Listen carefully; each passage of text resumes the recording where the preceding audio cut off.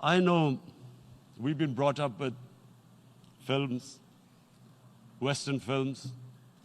This good, decent guy doesn't get justice. He decides to pick up a gun and start seeking justice.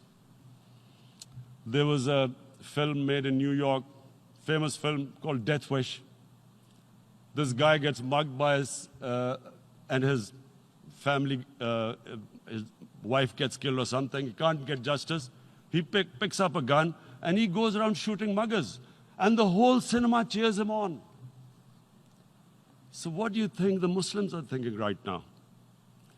If there is a bloodbath, there will be Muslims becoming radicals, not because of Islam, but because of what they will see, that there's no justice when it comes to Muslims.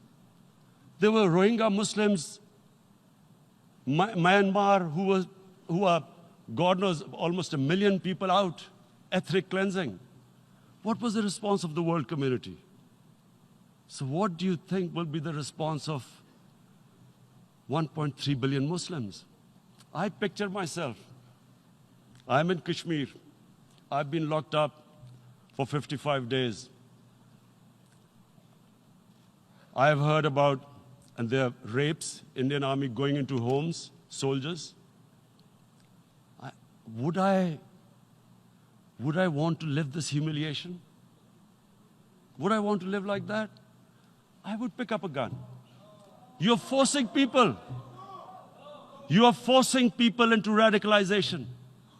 When people lose the will to live, what is there to live for? And this is what, if you can do this to human beings, you are actually radicalizing people. And so, Mr. President, I want to repeat here, this is one of the most critical times. There will be a reaction to this. Pakistan will be blamed. 2 nuclear-armed countries will come face to face like we came in February. And before we head in that direction, the United Nations has a responsibility. This is why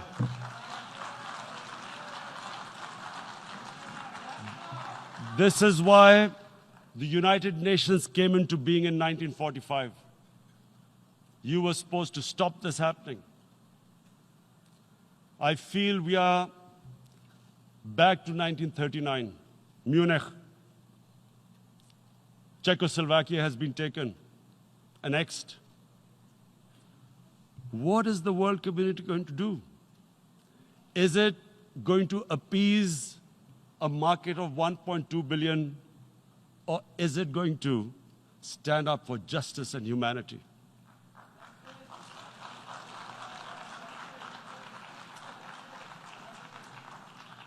If this goes wrong, you hope for the best, but be prepared for the worst.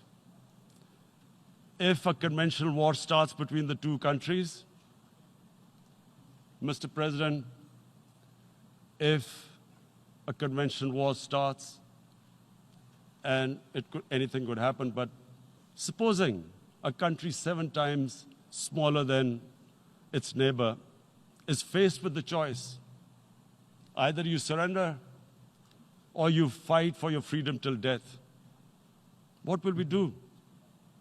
I ask myself this question. And my belief is, La ilaha illallah, there is no God but one. And we will fight. And when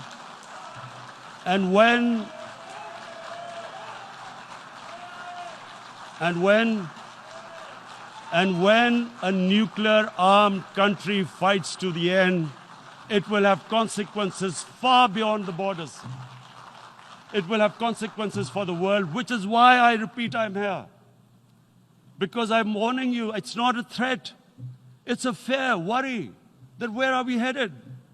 And I've come here to tell the UN, you've got to, this is a test for the United Nations. You are the one who guaranteed the people of Kashmir the right of self-determination. They are suffering because of that. And this is the time. This is the time not to appease like in 1939 appeasement took place. This is the time to take action. And number one action must be that India must lift this inhuman curfew, which has lasted for 55 days. It must free all political prisoners, and especially those 13,000 boys that have been picked up. Parents don't know where they've disappeared. And then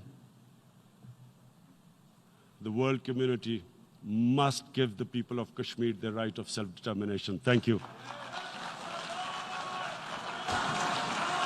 En nombre de la Asamblea General agradezco. On behalf of the General Assembly, I would like to thank His Excellency, the Prime Minister of Pakistan, and I ask protocol to escort His Excellency.